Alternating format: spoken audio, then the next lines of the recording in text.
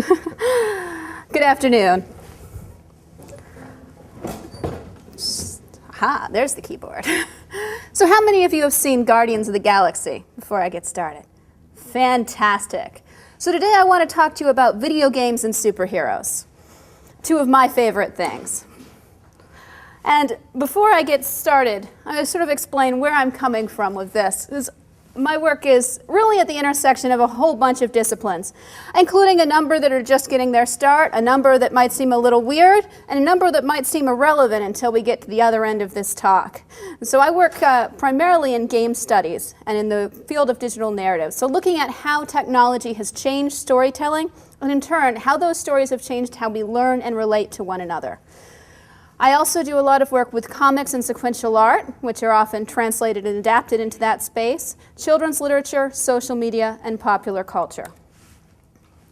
So today I want to talk to you about how games can transform our classrooms. And I'm going to hit on a lot of the things you might have heard floating around, particularly gamification has become the big buzzword of games and learning. But for a moment, I want you to think about Guardians of the Galaxy. I want to tell you a little story. How many of you heard about BatKid? So BatKid is a social media powered phenomenon.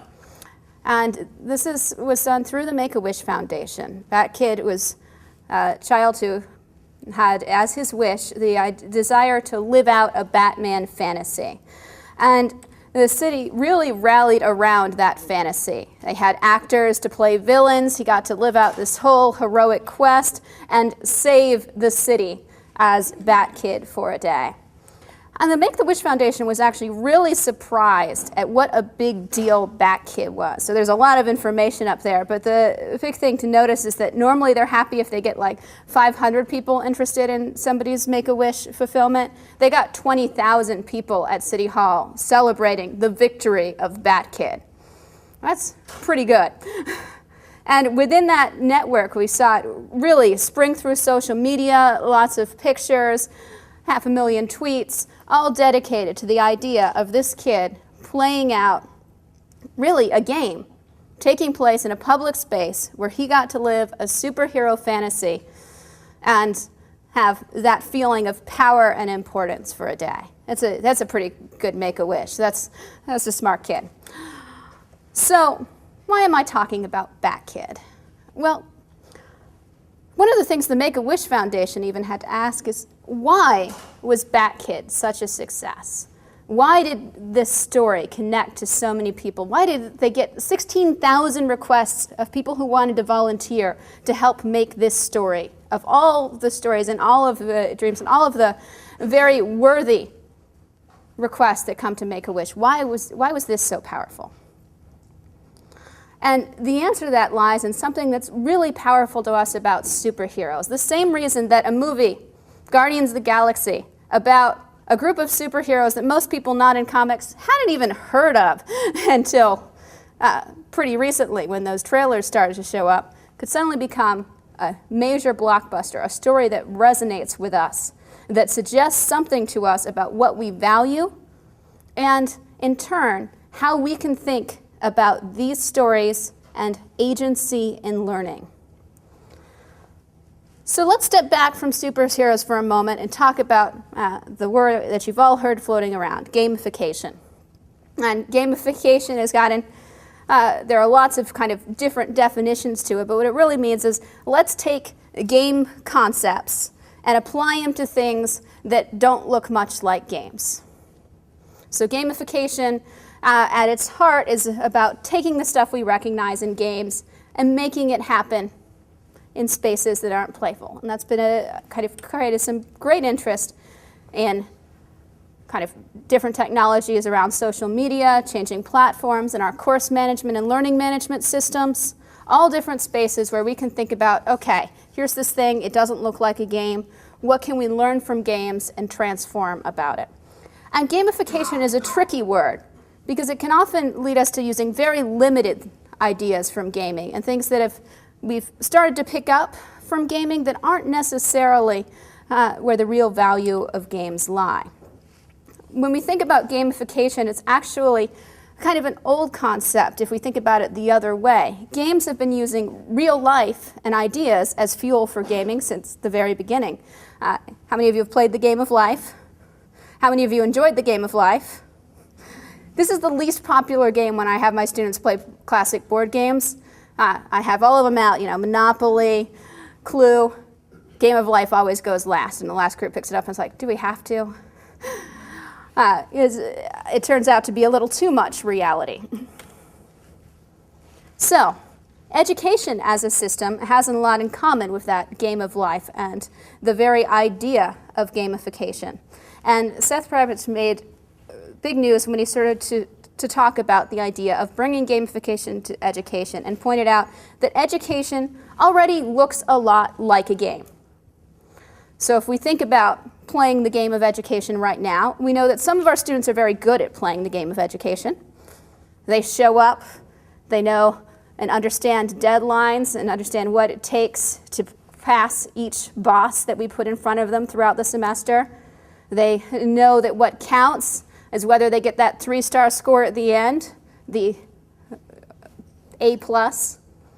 And of course, we may not want them to value those parts of the game of education, but as savvy gamers, they know what they see as the most important aspects of the system. The most rewarding aspects of the system are the ones that they translate into future success and the potential for a job. Now, Seth Previch argued that this is actually a poorly designed game. It's kind of a broken game. And part of this has to do with the very fact that there's really, for most students, only one way to win. So classes present you with a syllabus that acts as a rule book, and you can only achieve success in that class by meeting those very particular obstacles and hurdles. It can often feel like there's no room for creativity or for alternate ways of progressing through the game of education. So, the type of gamification that we normally see is thinking about how do we take the classroom and transform the experience of it so that students are starting to pay more attention to the content and feel that different possibilities for exploration and being involved can actually matter.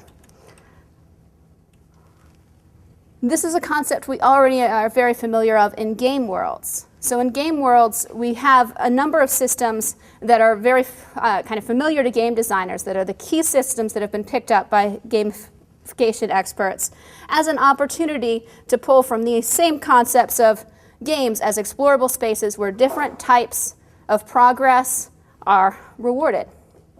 For instance, these are some achievements from a game, World of Warcraft. Any World of Warcraft players out there? One. Hi. So World of Warcraft is a very, very large, very complicated kind of social game. The players who are in it get invested in all sorts of things. And one of them is, this is a little profession called archaeology. And in it you have to travel across a very large world searching for artifacts. It is incredibly tedious.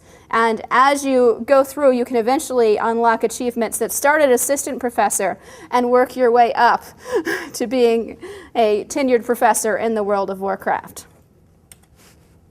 So you can eventually have your title and proclaim to others that yes, you just spent many, many hours of your life clicking the same little buttons over and over, chasing little artifacts, and putting things together until you became an expert in World of Warcraft lore.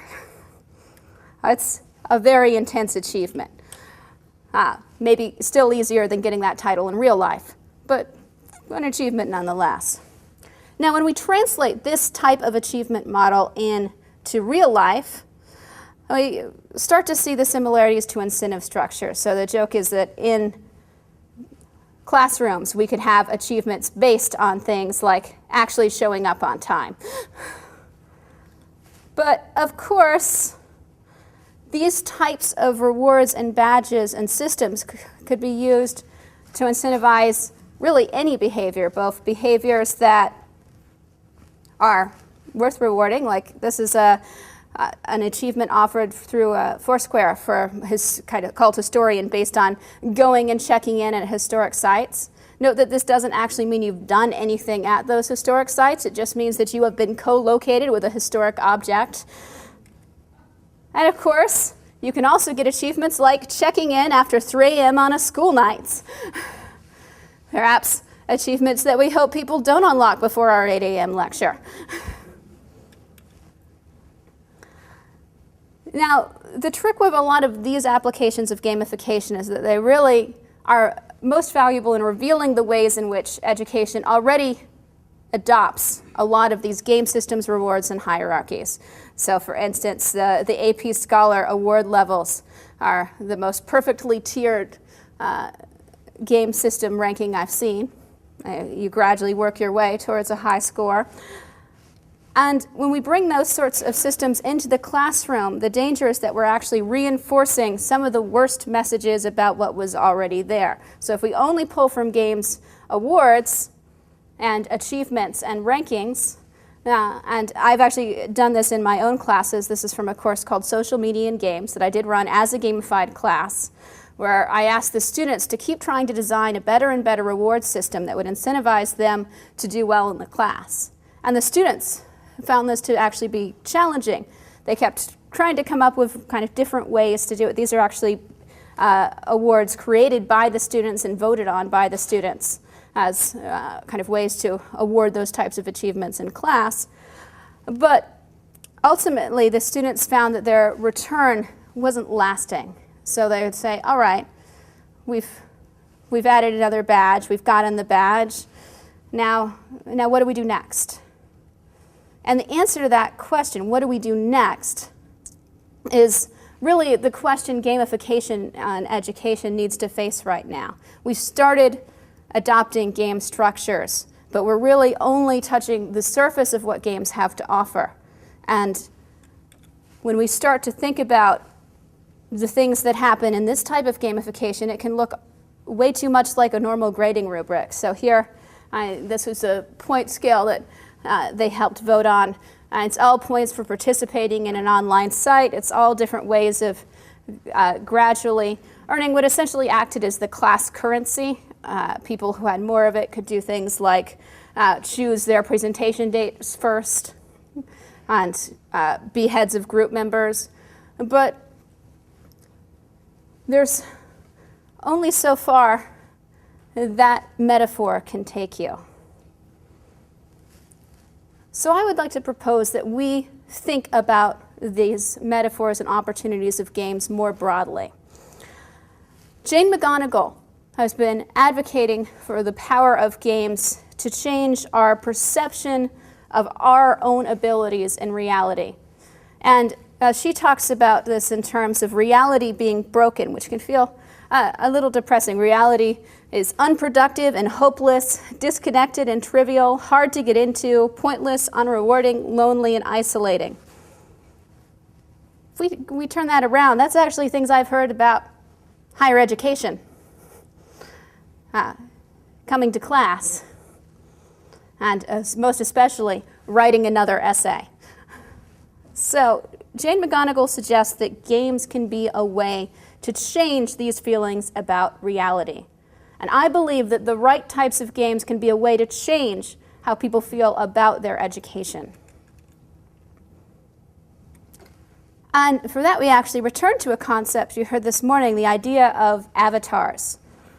And avatars are better versions of ourselves. In video games, we think of them as in digital environments.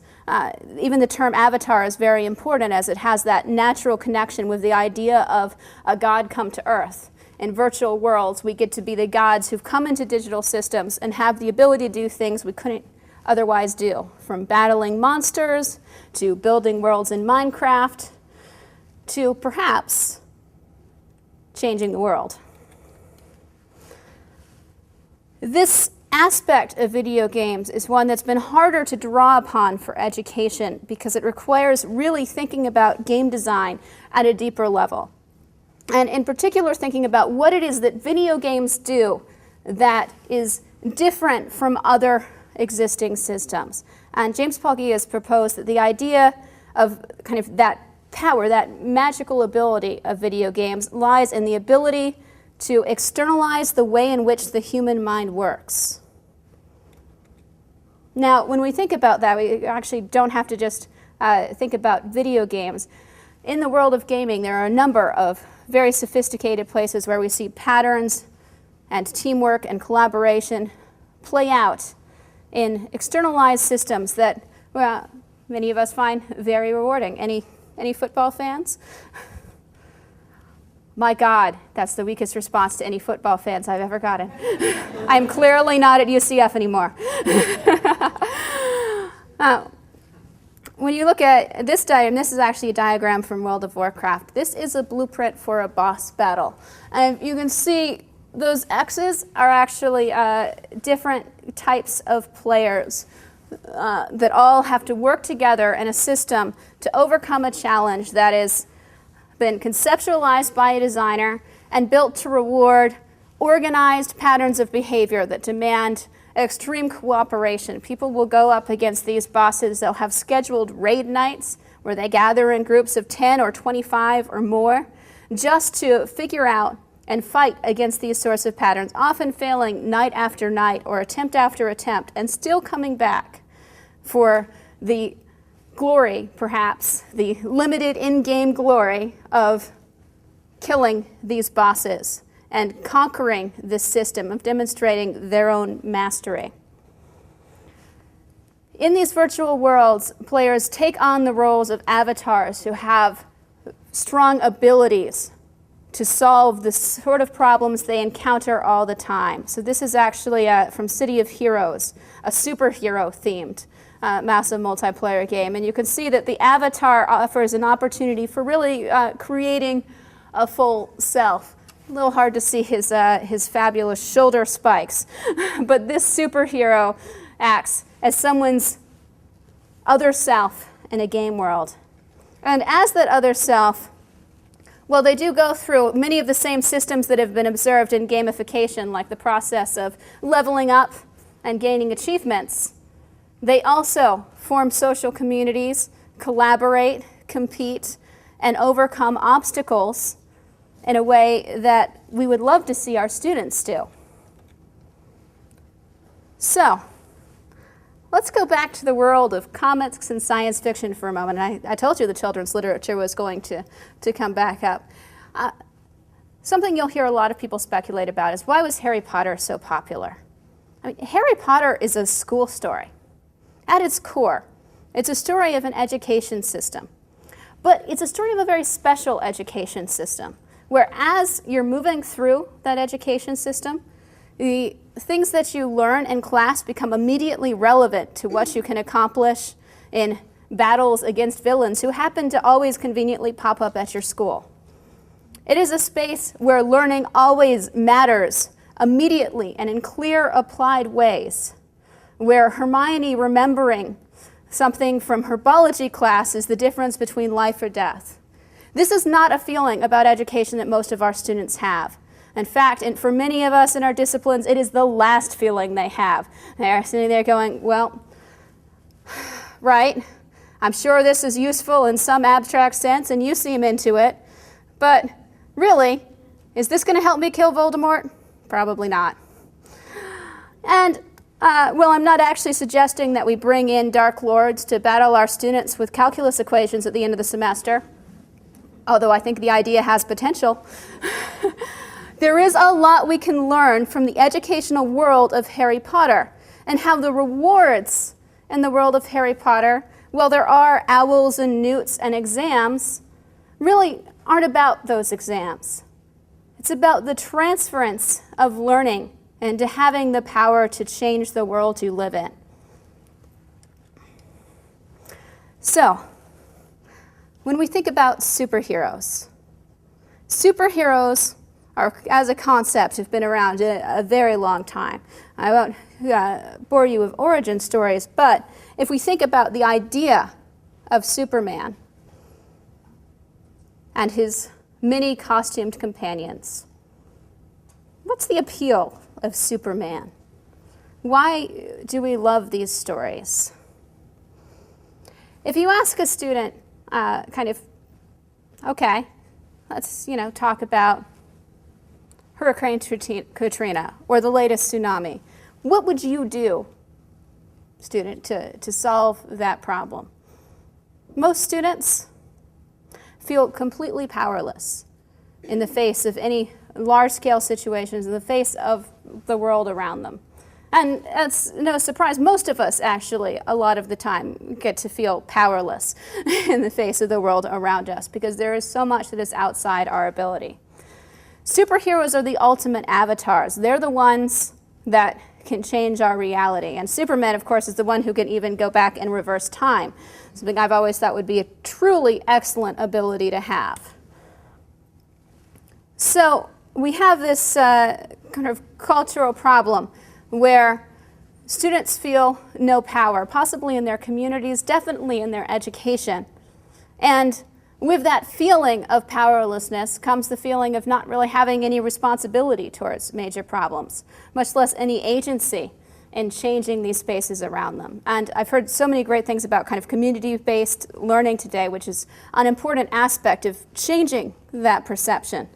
But it's also something we can think about in the very messages our education and education system send to those students. So when we look at kind of the rhetoric of superheroes and how it's changed over the past decade, there's an interesting surgence of kind of the postmodern. And the idea, this is Kick-Ass and Hit Girl. And Kick-Ass's great moment of self-realization comes, and he thinks, well, Hit Girl's going off to try to stop a major villain. And Kick-Ass is going, well, in the end, he's just a guy whose major superpower was his own stupidity, getting himself beat up and now feeling somewhat immune to pain. So he's sitting there going, well, I don't have any power, so I don't have any responsibility. Except, actually, I do. And he goes off and gets to save the day. I would like students to have the same sort of realization as Kick-Ass. And when we think about what that can mean taking these stories, taking these ideas of agency and using them to transform students' relationship to their education and environment. So if you saw the criminally underrated movie Sucker Punch a few years ago, is actually a perfect example of blending the idea of defeating superhuman obstacles in an imagined space with the reality of trying to break out of an abusive mental institution.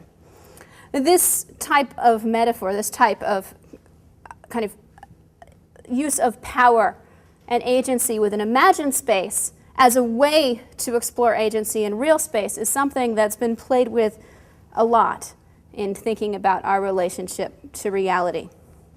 And it can take some convincing to go from our disciplines to a superpower.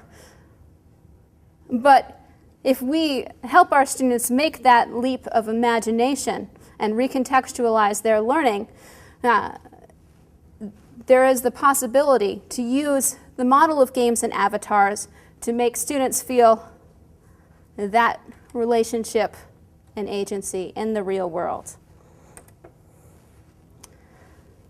So this might sound a little extreme, but our students really need to feel like superheroes to feel relevant. And actually, one of McGonagall's critics was arguing that this idea of playing pretend is actually childish. And it is childish. I would say it's childish in the very best possible way. But Heather Chaplin pointed out, do adults really need to pretend they're superheroes on secret missions to have meaning in their lives? Well, why not? There's an entire genre of games called alternate reality games that explores and answers Heather's question with a world of game players who are very dedicated to the idea of using stories and puzzle solving as a way to have these experiences transform their relationship with the real world and feel empowered. The best of these alternate reality games often take the form of film promotions, simply because they're the ones with the budget to do it. This is a screenshot from the Joker's website with missions on the alternate reality game that it promoted, Batman: The Dark Knight Returns. Throughout that, the dedicated players received a number of very complex to decipher clues, including one that led them to 22 bakeries around the world, where different players had to recover cakes that turned out to contain secret passages. And this is someone's bad cell phone photo of once they broke into their cake and found their secret passage. In that package, they had a cell phone and new things to decipher that continued to push them on this story, this quest, where they collaborated with people internationally. Things were happening in this game all across the world. Thus, virtual and real collaboration was essential to actually accomplishing any of the Joker's missions. For instance, this was the sky-written phone number that the group unlocked coordinates to find the exact date and moment that this was going to be displayed. And then once you phoned it, you got information for the next mission. These are incredible games of collaboration and make-believe played by adults that offer us an incredible model for education and bridge the gap between what we kind of falsely think of as fiction and reality, or virtual and real. Both of those are, of course, binaries that I prefer to break down. In my own work, I've been playing with this genre of games as a way to transform conferences, classrooms, and traditional academic spaces by bending the rules of an environment, and by doing so, asking players to think about the agency they have and how an experience is taking place, and the potential for stories to emerge around us. This is from a game I ran called That Camp Invasion. In it, the conference I was hosting was invaded by video game characters in disguise who needed to be hunted down and stopped. It was actually a fuel for a conversation about the notion of avatars and the idea that many of the conference attendees had only met in virtual presences before. So what did meeting in this real physical location mean? How was this changing our conversations? And what could we do with the virtual spaces differently after we'd had these real physical encounters? And through it all, the game kind of emerged both through physical and virtual interactions, physical signs that were placed up, people I had who knew what was going on and took photos of angry birds apparently invading the conference room, and of course a virtual component with websites, hidden clues online, and social media pushing people to think about what was happening. I've run many different versions of these games that have involved everything from collaboratively deciphering alien alphabets and the scope of invasions to just last week at a games and simulation conference where I was bringing in people from a technology and a physical field, asking them to act as secret organizations, recruiting people to either ensure the digital or physical future of games, and waiting to see if a collaborative organization would emerge in between. And it did. The winners of the games created a new hybrid organization that bridged it, took the two polar identities of the groups, formed their own conversation, and revolted against the very structure of the game. Exactly the sort of emergent behavior that's possible in a playful space where we've changed the rules and changed the expectations for dialogue. This idea of gaming shows up in anything that's really strongly identity-based and is part of a whole movement called Games for Change. Games for Change is a conference and festival celebrating gaming, but it's also an idea of games. An idea of games that can kind of take many forms. You might have heard the term persuasive games, serious games, edutainment, news games. All of these are different ways of saying that games can have a purpose, and that purpose can be transformative to the individual and the community. For instance, this is a game called Remission that is intended to help change the behaviors and the perception of power of young people battling with chronic illness and particularly cancer. So in it, they take on the role of nanobots going into their own body, fighting into particular cancer cells, while also getting lessons and ideas about the healthy behaviors that and actions that they can take so that they do have some power against their illness. So it's a game that works at both thinking about attitudes and changing the perception of agency while also promoting content and changes in behavior. When you're actually in the game, however, it might actually look more like what you think of as a traditional video game. You do play as these nanobots floating around on internal space and shooting at bad things. Well, outside of the kind of shooter levels of the game, you're made aware of what your mission is, whose body you're in, what type of cancer you're fighting, and what things can be done to actually increase likelihood of survival or health. One of the kind of most amazing models of this type of game was an alternate reality game called Evoke. This is a Jane McGonigal project, and she called it a crash course in saving the world. This game presented a narrative where everyone was trying to solve the water crisis around the globe. And it's actually hosted on a variant of BuddyPress. If you're familiar with WordPress, it's very similar, in fact, to a learning management system community, but augmented with a strong sense of story and purpose behind projects like researching and thinking about the different phases of the water crisis globally, networking with other players and participants to combine your ideas and think about ways you might solve a solution at a local level in some affected area. And as a result of the game, a number of players were actually awarded grants to complete some of their projects and actually try to put some of their solutions in action. The project was originally run as a live alternate reality game, which means it was kind of opened up to everyone for a certain amount of time, and with each week new content progressed, which is very similar to how a class is already traditionally structured. The game has since been redesigned so it actually can be used in classes and can kind of be pulled into kind of a local instance, a local happening of the class.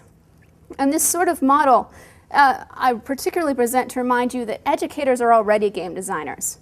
You already, every semester, put together a syllabus with a number of rules. You're already structuring missions. You're already offering rewards, incentives, and badges.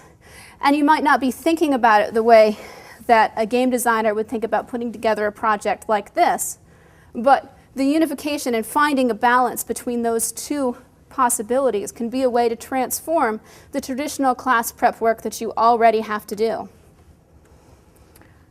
These types of games are evolving right now and often are out in public spaces where you can really see many different approaches to the problems of agency, social communities, and learning. This is a game called Social Chocolate that is designed as a social adventure based on understanding how we are at our best.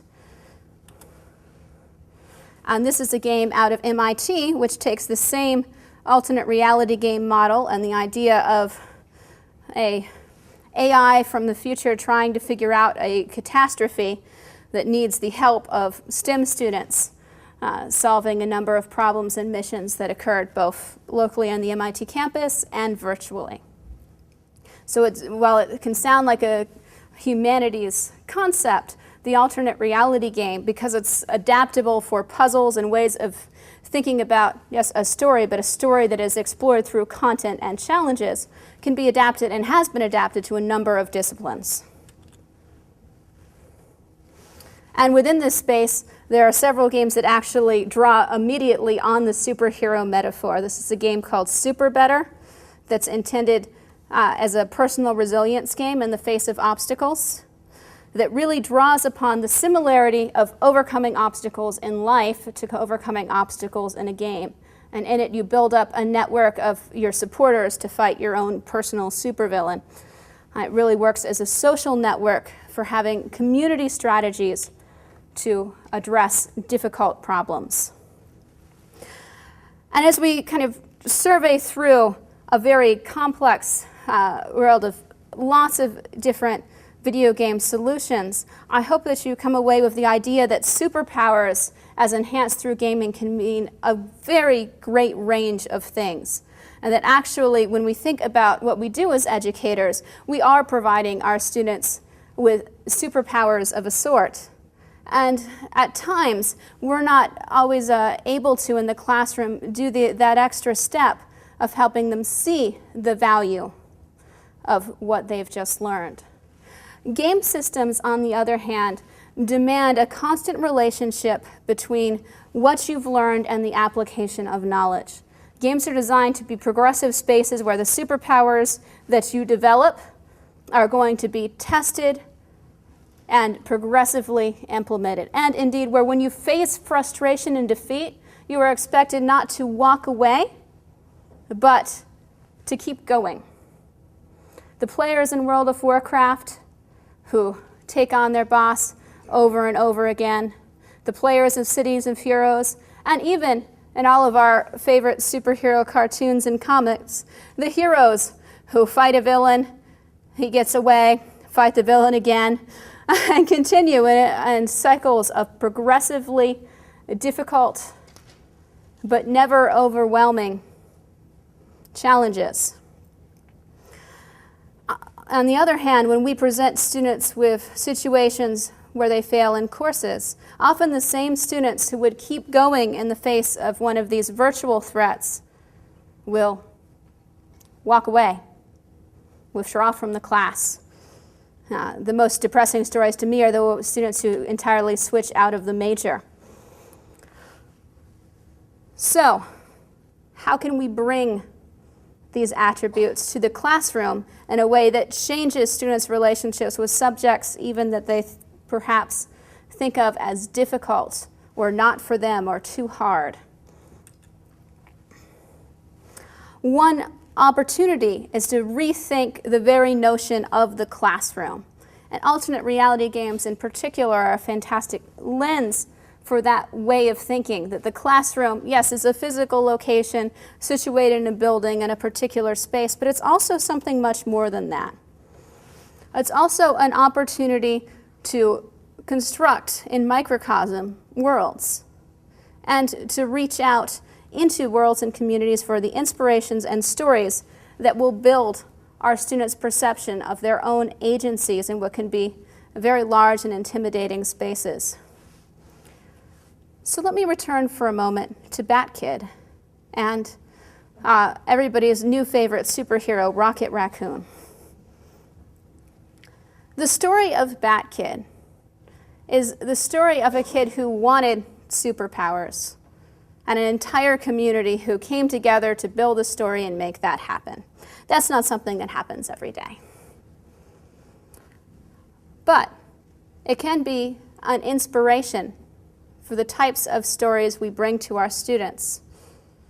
We all construct our identities and our relationships to education around the very stories we tell. And whether we think about our classroom as part of that larger world or as a simulation of a world, as video games encourage us to do, can really change our feeling of agency. In video games, going off Rocket Raccoon style and having a intergalactic conflict has no risks. You can't fail. In video games, it's always temporary. Death is temporary. Obstacles that seem insurmountable are temporary. Even intergalactic conflict is temporary. Gamification started as a way to change people's level of quality of engagement in education. So it started with the idea that we'll make things flashier, we'll reward more behaviors, we're going to put a system on top of things that's going to make education more fun.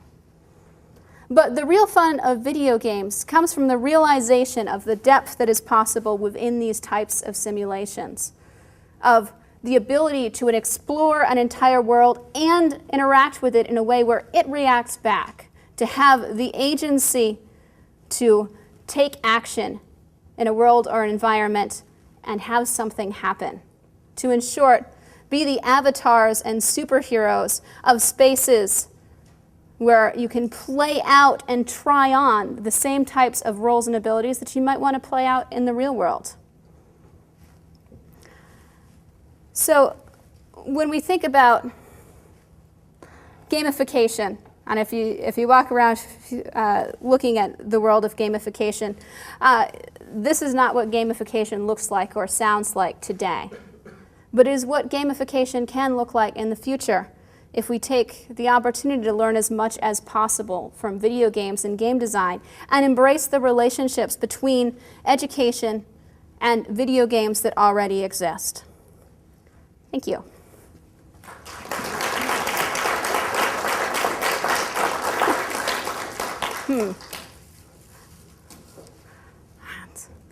Any questions? Kind of a practical question. So in your social media class, where you use various activities, students earn points by various activities, which then gives them certain privileges. What's your strategy for managing that? If somebody wanted to dabble in that, how would you recommend they get started? So that course was implemented in BuddyPress. So it's a WordPress plugin, and I hosted everything. But actually, most of what was done in the course was automated. There's a system called QPoints that acts as an extension you can build on top of BuddyPress. And essentially then any action that can be automated on the site, so anything where we can see that they've posted a response or started a group or made a friend, any action that can be recorded like that by the system can be given a point value. There are similar experiments going on in course management systems now. What's difficult about implementing any of these systems is you have to think about what you're going to do with those points once you award them. And that's really what I found was missing from the first time I implemented that course. So the points were kind of piling up.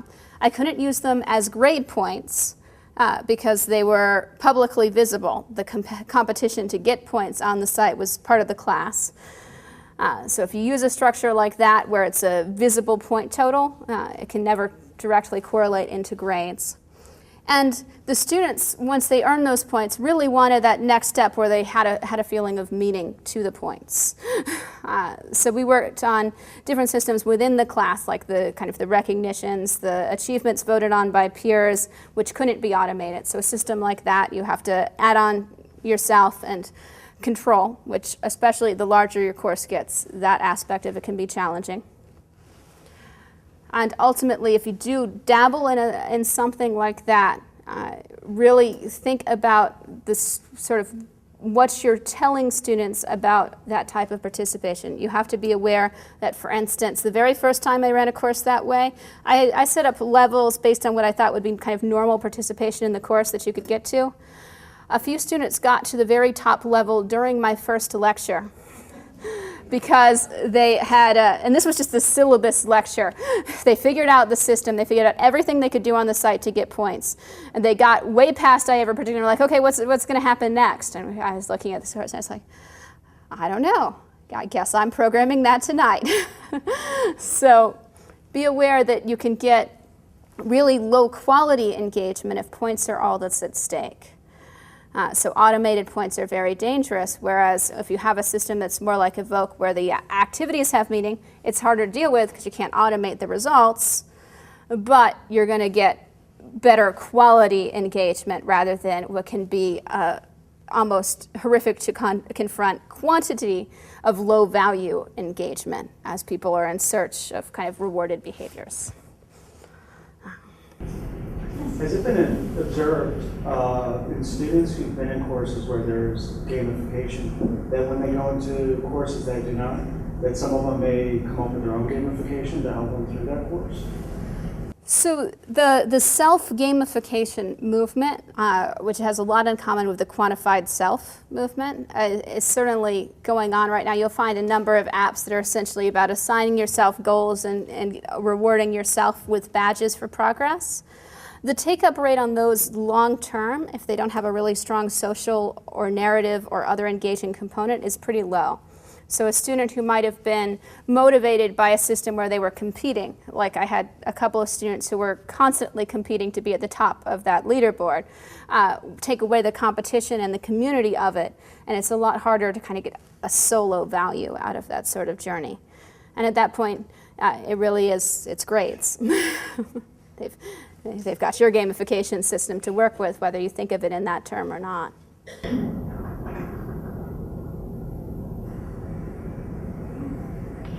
So I teach in the business school, and I have a course in social media, and I try to bring in gamification as part of how students go through the coursework. Surprisingly, I get a lot of pushback from students who don't really see the real application of using games in the class.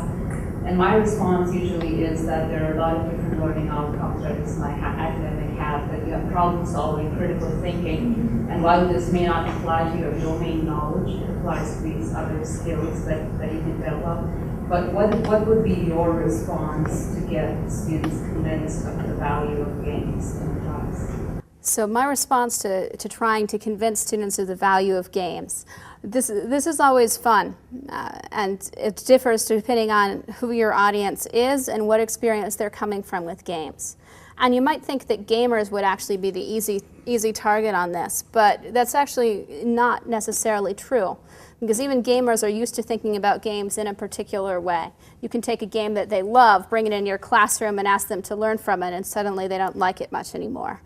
So when you think about convincing students of the value of this sort of exercise, I find that the best possible way is, okay, we're going to try this for a day. We're going to try this for a week. We're going to play this game and have this conversation and see if it goes better than the conversation that happened last week when you read an essay. And often the very experience of it will be convincing. And if it's not, then that's actually something you can discuss as well. Not every game, every situation is going to work perfectly.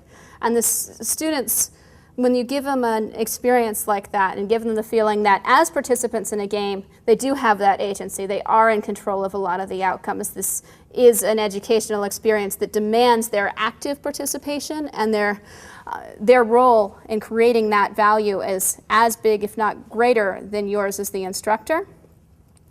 Then the suggestions start coming in.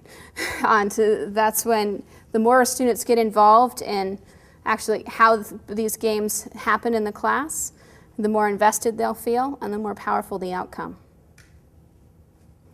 Now, if you can't actually have them play it first, then there is an extent to which we all have to do not so much the sage on the stage, but say, all right, well, of all of the things that could happen today, you're playing a game and you're going to have to trust me for a little bit. And then we're going to debrief this experience, and I'm going to walk you through what is it that you've learned, what have you applied, what has changed about how you think about this content.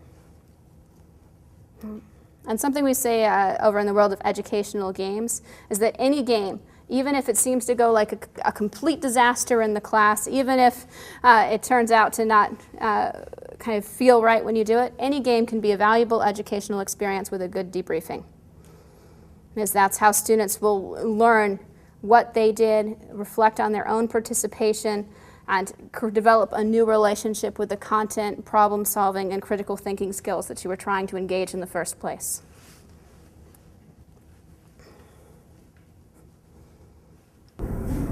At worst, if someone fails in a video game, you might lose the virtual goods.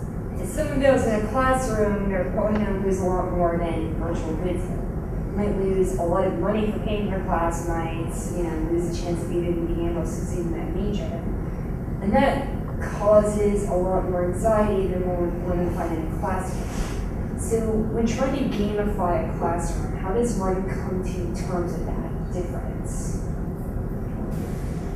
So when you're trying to come to terms with the idea of the level of risk, the question about actually pulling from kind of your knowledge of the different pedagogical outcomes and thinking about what's the risk on the part of both the students and yourself when you adopt this sort of method. So I suggest entering into gaming in a very kind of a low investment way with your first experiments. So if you're going to bring games into your classroom for the first time, that is probably not the time to run an entire course as a game. That might be the time to have a one-day role-playing exercise, to have an evaluation of what happens with that particular group of students, and to have a really clearly designed assessment for those outcomes.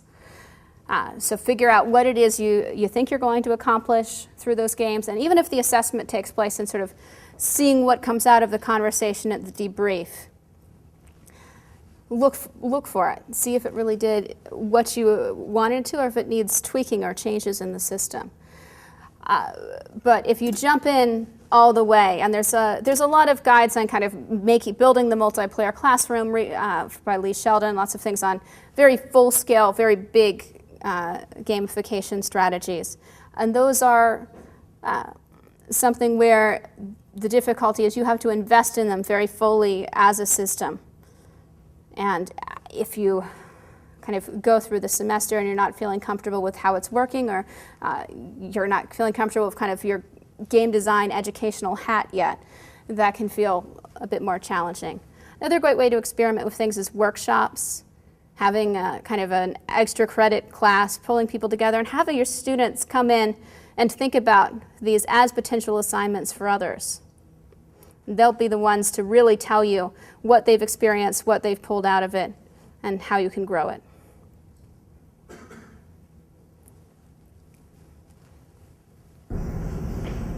So what sorts of systems or processes have you employed to reduce the cheats and hacks in your gamified classes? So I don't employ any. I prefer to actually watch the behavior become self-defeating. So something to think about again is this all depends on what stakes you're applying to achievement in the game itself. So for instance, in a gamified class where I have the point system, my intention is always to abandon and question the point system at some point. The goal is to have the students think about the difference between extrinsic and intrinsic motivation, and then we start to recast the course and move from doing something where it's rewards for kind of that participation level and the system, which can be cheated and hacked, just like any digital system can, to rewards for levels of engagement and for creating things of value. And when we make that shift, that type of participation can never be hacked or cheated on. Well, you can plagiarize, but that can happen at any point in time. And so if the stakes on the point system itself are low, if that's kind of your entry point, then you don't really need to worry about those sorts of technical problems. I mean, the worst that happens is someone hacks the system, creates a little bot to post lots of comments, and gets to choose their presentation slot first, or gets to be head of the midterm rate. No, not going to ruin anyone else's educational experience, and probably they learned something by doing it.